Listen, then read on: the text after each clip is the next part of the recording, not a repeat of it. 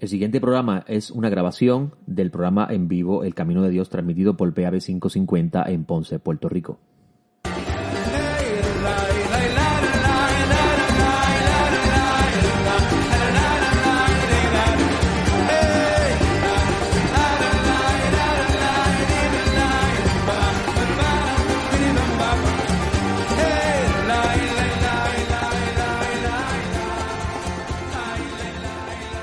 Saludos amigos, les habla Joseph, director Eshaim, y usted está escuchando el programa de Rej Hashem, El Camino de Dios, programa que llega a ustedes de parte del Ministerio Eshaim, el Ministerio del Árbol de las Vidas, el árbol que fue muy injertado. Gracias a Dios Todopoderoso por darme la oportunidad de una vez más estar con ustedes, luego de 2 domingos en pausa por los eventos políticos que nos envolvemos en la vida diaria de nosotros, pero ya estamos aquí de regreso en PAB y gracias a la familia de PAB que nos permite tener este espacio.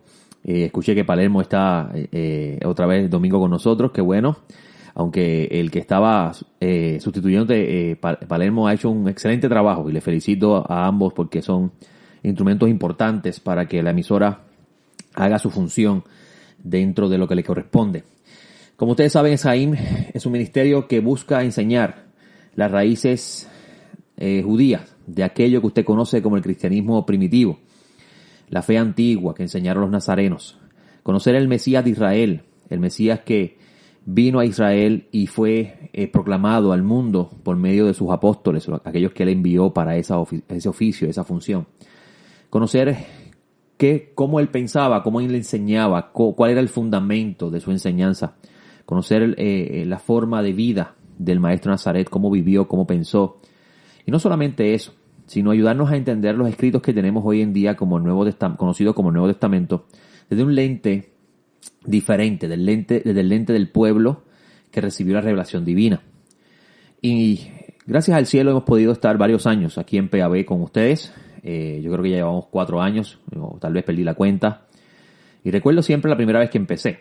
Recuerdo cuando comencé la emisora, llevar un escrito de lo que iba a compartir con ustedes. Obviamente la experiencia de estar en una radioemisora en vivo no es nada fácil y el peligro de cometer un error y obviamente el nerviosismo en ocasiones traiciona el pensamiento, pero a la medida que uno se va adaptando, acostumbrando a la forma el proceso de transmitir, de hablar al público en vivo, pues llega el momento que uno no tiene que ya traer escritos ni nada preparado, porque ya de por sí la mente hace su función.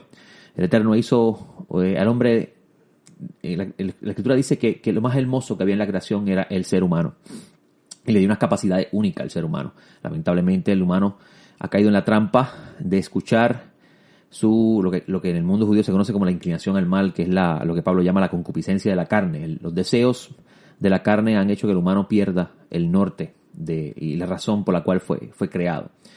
Y el maestro Nazareno me enseñó que la razón por la cual que el humano fue creado es para conocer a su creador. Y esa es la vida eterna, que conozcan al único Dios verdadero y al Mesías, a quien él lo envió, que es la puerta para regresar y conocer al creador. Como ustedes saben, nosotros acostumbramos todas las semanas en Eshaim estudiar la sección de la Torá que nos corresponde, siguiendo el modelo que establecieron los apóstoles. Usted va a leer Hechos capítulo 15 y va a encontrar que los apóstoles le dieron una orden a los de las naciones que se estaban uniendo a la fe. Y esta orden era que guardaran una serie de leyes de pureza que eran muy importantes para mantener salud y para la misma vez ayudarlos en el estudio de la Escritura, porque obviamente una persona que está enferma se le hace muy difícil poder captar ideas, poder captar el mensaje, y eso es una realidad que no se puede negar. Y dice el texto que Moisés tiene quien lo predique todos los Shabbat en la sinagoga, dando a entender, y esto lo dice Jacobo el Justo, que usted conoce como Santiago, su nombre hebreo era Jacobo, le decían el Justo, Jacobo Hasadik, y la historia del pueblo de Israel dice que era bien amado por el pueblo, a tal grado que su nivel de santidad era admirado por el pueblo y le permitían entrar al santuario, al templo, cosa que no se le permitía a una persona que no fuera levita o sacerdote. Una forma de decir que el nivel de ética y moral que él practicaba era uno bien alto, un nivel de obediencia admirable, y por eso le llamaban el Justo. Y Jacobo el Justo, que era hermano del Señor, hermano de Yeshua, de Jesús, dio un decreto para que los gentiles, que los de las naciones que se estaban uniendo a la fe de los nazarenos, que se estaban uniendo a este movimiento mesianista, que luego se llama cristianismo, porque le llamaban los imitadores del Cristo, y eso es lo que significa ser cristiano, imitador del Cristo. Y el Cristo, el Mesías, la palabra hebrea para Cristo es Mashiach, tenía un estándar de vida admirable, y nos sirvió de modelo a todos, de cómo debemos conducirnos en la vida. Y decretaron que los que estaban unidos a la fe, además de guardar esas leyes básicas de pureza y de ética, tenían que escuchar a Moisés. Porque a través de la Torá, el libro que existía en ese momento, no había Nuevo Testamento, para el momento ellos dicen eso, es el manual que nos habla del Creador, que nos habla de los estándares de vida que el Creador le agrada que vivan. Y estudiarlo no significa judaizar. Judaizar significa, el término judaizar en el mundo bíblico, en el mundo de los nazarenos, por ejemplo, es obligar a una persona a comenzar a vivir como judío.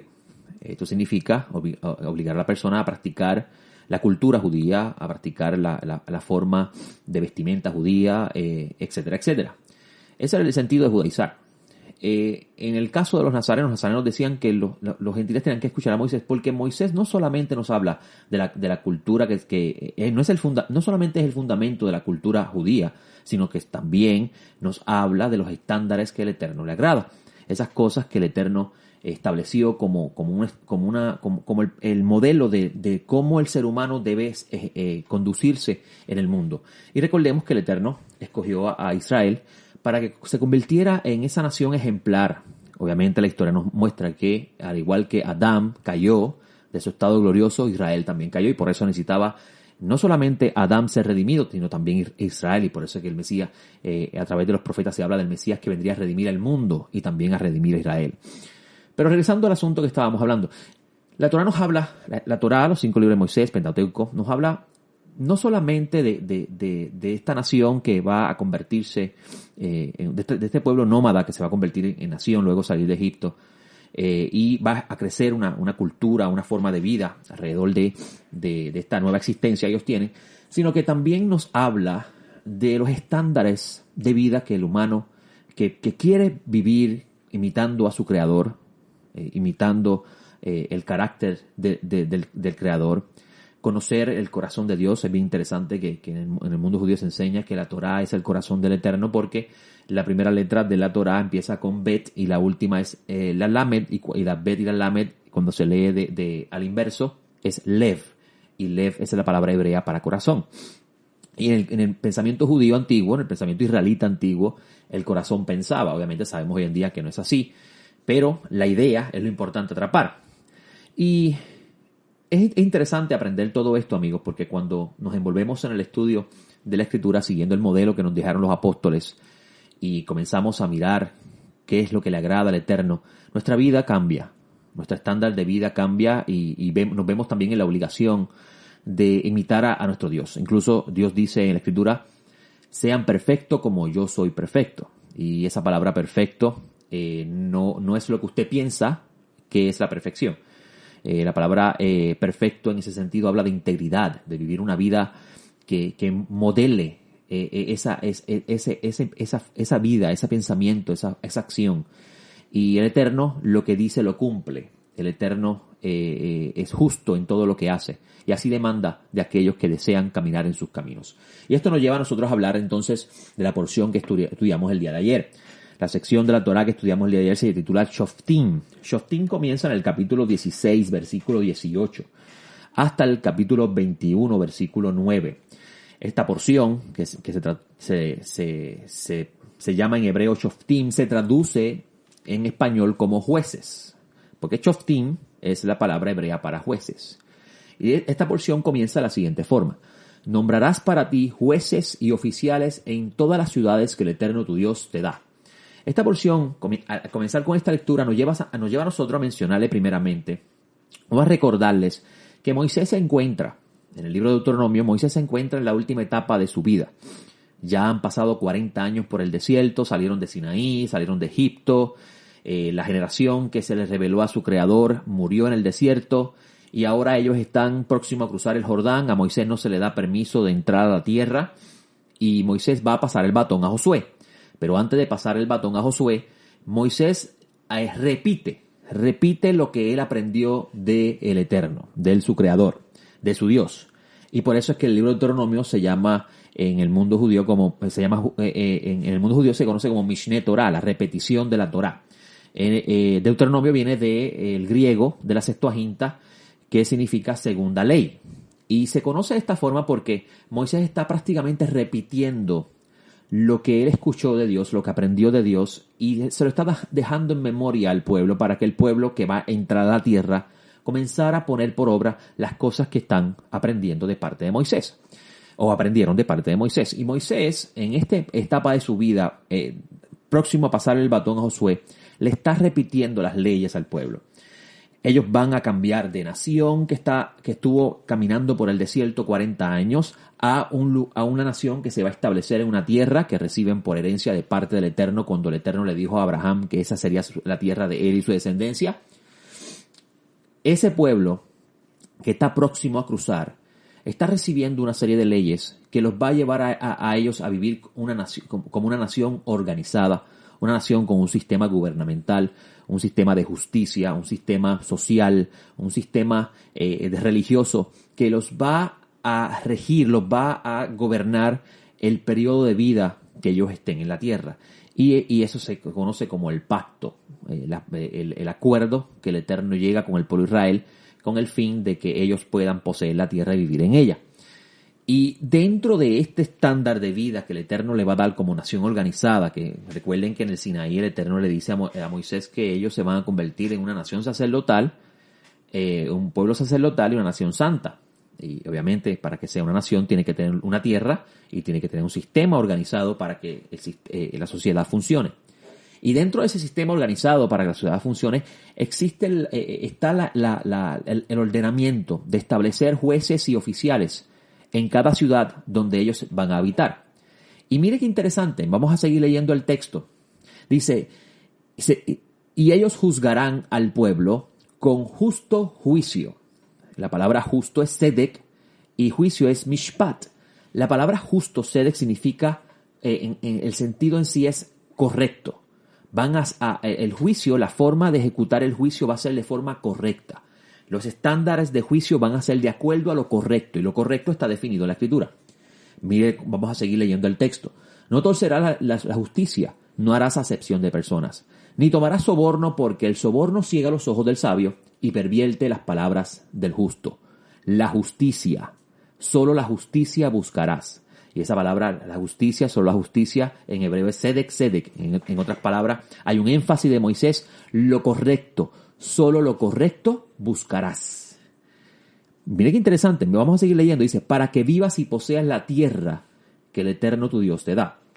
Ok, este versículo que acabamos de leer, no hay mucho para enseñarnos aquí. Primeramente, nos habla de cómo Moisés le está diciendo al pueblo de Israel, ustedes tienen que vivir unos estándares de vida que vayan de acuerdo a lo que significa ser pueblo escogido por Dios. Ustedes tienen que emular al Creador. El Creador es justo. El Creador no hace acepción de persona. La balanza de la justicia de Dios no se inclina ni a derecha ni a izquierda. Por consiguiente, el sistema que ustedes tienen que establecer va de la mano con su Dios. Ahora, esto es bien interesante porque este es el sentido simple del texto. Y obviamente la Escritura es viva y eficaz, más cortante que una espada de doble filo, que penetra y traspasa y divide el alma. Eso dice el autor de Hebreo, ¿verdad que sí? ¿De qué Escritura estaba hablando? En ese momento, cuando él dice eso, no existía, amigos, el Nuevo Testamento. Así que él se está refiriendo, el autor de Hebreo, él se está refiriendo claramente a la Torá y los profetas. Y estas palabras de Moisés nos llevan a nosotros a reflexionar un poco. Si usted como yo, somos de esos que hemos unido la fe a la familia de fe, que hemos creído que Jesús es el Mesías y que por medio de Jesús el Mesías se nos ha abierto la puerta para pertenecer al reino del Todopoderoso que se va a manifestar en el mundo por venir. En otras palabras, que vendrá un tiempo donde los reyes de esta tierra serán sacados de sus tronos, sus lugares de poder, y se sentará en el trono de Israel el Hijo de David y gobernará sobre el mundo. Esa es la promesa que hicieron los profetas, incluso de eso habla el libro de Revelaciones. Si usted de eso, que espera ese reino y se ha convertido en ciudadano de ese reino, entonces debe usted meditar en estas palabras, porque nos habla a nosotros de cómo debemos conducirnos en la vida, cómo debemos ser en nuestras acciones. Y esto me lleva a hablar un poco de lo triste, de las cosas tristes que están pasando en el mundo. Lamentablemente, los sistemas políticos, sociales y gubernamentales del mundo han colapsado porque la justicia y el justo juicio no se está llevando a cabo. La balanza se ha inclinado a favor de los que tienen poder y el que tiene, la clase menos aventajada se ha quedado sin defensa. Así es como estamos viviendo. Sin embargo, en la Torá, Moisés le dice a Israel que no debe hacer acepción de persona en el juicio, que no debe inclinar la balanza a favor del pobre porque es pobre, ni tan siquiera puede inclinar la balanza a favor del rico porque es rico, sino que tiene que siempre mantener el juicio en su balanza perfecta. Y esto es bien importante porque nos habla de cuánto demanda el Eterno de un estándar de vida adecuado. Y es muy triste lo que está pasando en el mundo entero, en cualquier nación donde nos analicemos, vamos a ver que los gobiernos tienen problemas, que sus líderes están corruptos, que parece que los pueblos no tienen esperanza porque los que se trepan en el poder se olvidan de llevar el camino correcto. Y Puerto Rico no ha sido la excepción. Puerto Rico claramente en los pasados años, incluso en las pasadas semanas, siguen saliendo a la luz de cómo personas que se han sentado en lugares de gobierno que deben convertirse en ejemplo de lo que debe ser un líder, se han profanado, se han desviado por el amor al dinero y por el querer más. Y a mí, tristemente, a mí me da mucha tristeza tener que hablar de este tema, pero y tengo que hacerlo porque tenemos que hacer lo correcto, y tenemos que señalar lo que es correcto y tenemos que señalar lo que es incorrecto. Y en estos pasados días en Puerto Rico ha sido arrestada una figura política que tuvo mucha influencia en el mundo cristiano, participaba en programas de radio, era una voz que representaba al cristianismo en Puerto Rico y fue arrestada por una acción indebida que obviamente el sistema de juicio que existe en Puerto Rico, al igual que Estados Unidos, declara a la persona inocente hasta que se pruebe lo contrario. Pero no es no es decir si es culpable o no, es meditar en qué lleva a la persona a hacer esa acción. ¿Por qué si eres una persona que dices representar los estándares y la vida ética, porque es lo interesante, presidía la comisión de ética para el colmo de los colmos, ¿por qué si eres una persona que dices representar el camino de Dios, dices representar un estandarte de vida, a escondidas estás haciendo cosas que a la larga te van a descubrir? Amigo, todo lo que hacemos a la larga va a salir a la luz. ¿Cómo se ensucia, cómo se mancha la imagen divina? Es interesante estas cosas, y tal vez usted no me entienda, pero es porque he estudiado la Escritura y veo las demandas del Creador. Cuando el Creador cogió a Israel, lo llamó a ser imagen de Él. El mundo entero, cuando viera las acciones, tenía que ver las acciones de su Creador. Y claramente Israel no ha vivido a esos estándares, y por eso es que ha tenido tanto sufrimiento y ha vivido tanto exilio hasta el día de hoy. Aún en la tierra en la que se encuentran no pueden tener paz porque no están viviendo de acuerdo a los estándares del Creador. Pero no nos juzguemos solamente a ellos, mirémonos a nosotros. Vamos a mirar la religión cristiana. ¿Realmente el cristianismo se ha comportado al igual que ha sido un imitador de Cristo? ¿Podemos acusar a Jesús el Mesías de aceptar soborno? ¿Podemos acusar a Jesús el Mesías de inclinar la balanza a favor de ciertos grupos? ¿Podemos acusar a Jesús el Mesías de pervertir la justicia? ¿Podemos acusarlo de eso? ¿O podemos ver que por el testimonio que tenemos de parte de los que fueron testigos de su vida, Él vivió un estándar de vida que nos sirve de ejemplo a todos? ¿Podemos llamarnos cristianos en este tiempo cuando en el tiempo antiguo se le llamaba cristiano porque imitaban al Cristo? ¿Podemos llamarnos de esa forma cuando día a día, cada día salen evidencia de que nuestra conducta no va de acuerdo a los estándares de lo que significa ser cristiano? No estamos acusando aquí a nadie de ser culpable, simplemente traemos este ejemplo para que meditemos si realmente nos merecemos ser llamados cristianos, si realmente nos merecemos ser seguidores de Cristo, si realmente estamos utilizando la verdad o estamos realmente utilizando un título para llamar la atención a ciertos grupos y estos nos apoyen y consigamos nosotros nuestros beneficios. Los estándares de vida que el Eterno estableció desde el principio no han cambiado. Si comprendemos las ideas que el Eterno transmite en la Escritura, tenemos entonces nosotros luz, una luz clara en medio de esta oscuridad. Y es bien triste lo que está pasando y estas cosas de que suceden no deben ser una herramienta para nosotros señalar el dedo y llamar al culpable, sino para que nosotros meditemos en esto. Porque amigos, escúcheme bien, nada de lo que se haga en lo oculto se quedará en lo oculto. Todo saldrá a la luz. Y los primeros que van a ser medidos por el Creador son aquellos que se hacen llamar sus hijos.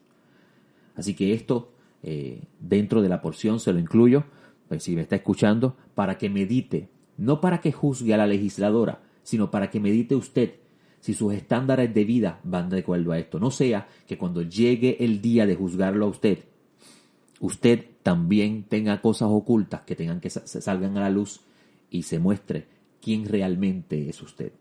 Y esto nos lleva a mencionar un poco del mes que nos encontramos. El mes que nos encontramos, de acuerdo a la tradición judía, es el mes de Elul. Y este mes de Elul da comienzo a los 40 días de llamar al retorno, llamar al arrepentimiento. Salomón dice que hay tiempo para todo. Hay tiempo para reír, hay tiempo para llorar. En otras palabras, que dentro del diseño del Eterno, el Eterno estableció un día, un tiempo para cada situación en la vida. Y entendiendo esto, los sabios de Israel han enseñado que el mes de Elul es un mes propicio para llamar a las personas a retornar al Creador. ¿Por qué? Porque el mes que le sigue es el mes que está vinculado al juicio. La tradición de Israel, centrado en la Torá y los profetas, enseña que todos los años, en el primer día del mes de Tishrei, el juez supremo se sienta en su tribunal de justicia con sus santos ángeles a juzgar las acciones de los humanos.